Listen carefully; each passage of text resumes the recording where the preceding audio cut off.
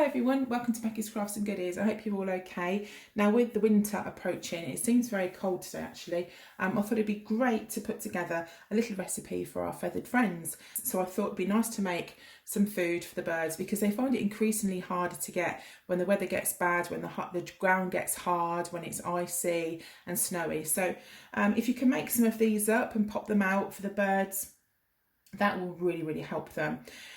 It is quite fatty, it's going to be high in fat because we're putting some lard in, but that is really just what they need to help get them through the winter.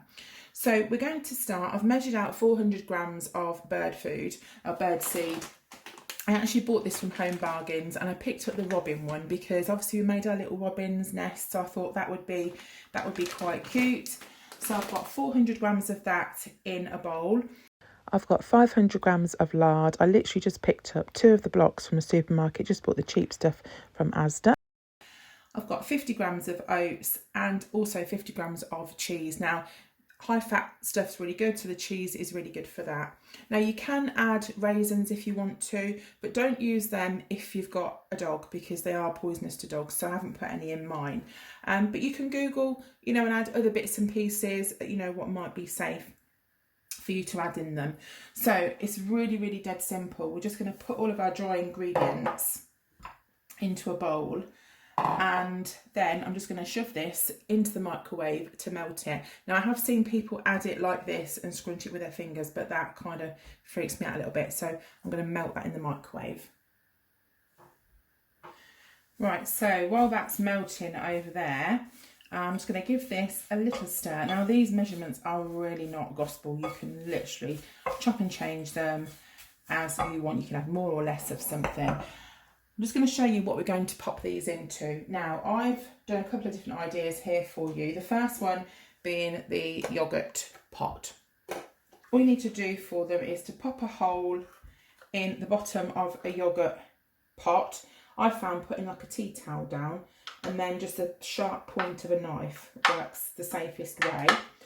So we've got the hole in the bottom there, and then just get yourself a piece of just ordinary string or twine,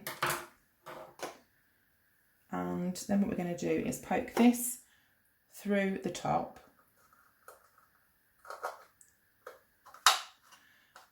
and pull it down. And when you've pulled it down, go down a little way so you've got a little bit, and then tie a couple of knots like that, you can see, and then pull. What you can do is, some people put like a little twig just to hold it on, but I think it should be fine. So that's your little pots already. So I've got 6 of those. Also, shove them there. You can also just roll them into fat balls if you want, because obviously when you've got like a bird feeder or something, they'd be great with that. Or what you can do is make the fat cakes. So get your cupcake or something like that.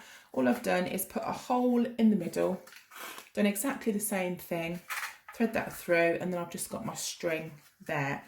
So depending how much this mixture makes, and then these I thought I could just literally roll some up in some balls and just pop them in there, because that'd be great if you've got like a feeder. Other things you can use, obviously you've got your yoghurt pots, but these little cups, I had some of these from ages ago, so you could do the same thing, pop a hole, maybe even cut them a bit shorter. Any little tubs like this, I like to reuse them where I can. So what we're going to do now is just pour in the fat, the lard into the dry mixture. So very carefully we're going to pour this into our mixture. Now you can add a bit more or a bit less depending how your mixture's coming together. I love these little red bits, they look so cute. So I've just finished mixing it around, and then we're going to pop some into the yoghurt pots to start with. I think that should be thoroughly mixed. Let's just move these to one side quickly, and it is just then a case of getting a spoon, and if you can, try and keep that little bit of string as near to the middle, so don't sort of squash it to the side, because that's what's going to go through and hold it hold the thingamy. Okay, so you just put it in. I don't know how much I'm going to put in them yet. I'm going to fill them. Let's do about that. So I'll pop it and squash it down a little bit. And I'm just going to fill the others. Now, because you're putting hot liquid in, you might find that it leaks out the bottom. So a little tip that I found online was to put some bit of sellotape or a bit of tape over the bottom hole, just in case some of the liquid just fall out. What I'm going to do is to pop these in the fridge. Now, they do need to go in for, you know, a good few hours. I'm going to leave them until I can see it's getting really white. Whether it's overnight, I'm not quite sure yet, but I'm just going to do the rest. I'll do those and I'll show you how I'm doing the cupcake ones. Right, I've just stopped at 4 because I just want to show you the little cupcake cases and how to do those. So you just fill them in exactly the same way. Just make sure you can keep that little string as central as you can, and just put them back in like a cupcake case just to keep them still, and just pop them in the fridge as well. With regards to the fat balls, they'd be easier to mould if the lard was more solid. So I probably wouldn't melt them if I was doing fat balls. I'd probably wear some gloves and get my hands in there and do them that way. But they are how you do the little cake version. So I'll finish doing the rest of the mixture, and then we're going to pop them in the fridge and leave them to set. Right, it's the next day now, so I've left them overnight. I think they do need overnight when you've heated up the lard. So what we'll do is we'll turn one out. Really, obviously simple to do. I've just got a tray here. They obviously haven't got to go in the oven, but I just thought I'd use a bit of foil. And all we're going to do is to push them out.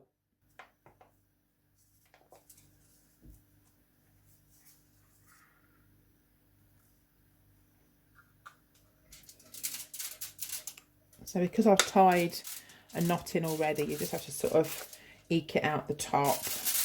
And there we have, they feel disgusting, but I'm sure the birds are going to absolutely love them. So we can just hang them up, and I'll just quickly show you the one here in a cupcake. So you've got the string there, and all you do is peel the cupcake open. All the bits are flying everywhere. And then you've got your little cake. My hands feel gross, absolutely gross. So there are little bird cakes, and I think they're going to absolutely love them. So I'm going to go and hang one on the tree now and see if we get any little diners come through. All I did was pop it on the tree at the bottom of the garden on one of the branches, and it's all ready. So hopefully you've enjoyed this video. Hopefully I've inspired you to have a go and make some food for the birds for the winter. If you haven't already subscribed, then please do. You take care of yourself, and I'll see you soon. Bye for now.